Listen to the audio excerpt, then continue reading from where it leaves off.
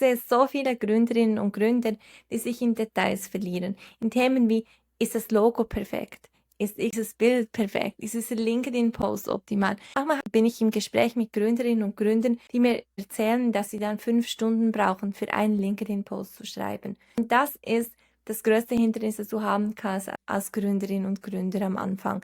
Weil einfach am Anfang hast du so viel zu tun, an Strukturen aufzubauen, so viele Themen, die du neu starten willst. Und du musst auch einfach mal ausprobieren, was funktioniert. Und wenn du da Dinge ewig hast aufgrund von Perfektionismus, die dann vielleicht gar nicht funktionieren, hindert dich das und hält dich das zurück. Deshalb ich mein Tipp, einfach mal ausprobieren, ob etwas überhaupt funktioniert. Und dann, wenn es funktioniert und wenn du wirklich siehst, hey, das bringt mir Kunden, das ist erfolgsversprechend, dann kannst du immer noch optimieren und dann immer in eine höhere Perfektion gehen. Aber am Anfang ist es meistens noch gar nicht notwendig. Mit diesem Motto sparst du dir so viel Zeit und auch sehr viel Nerven.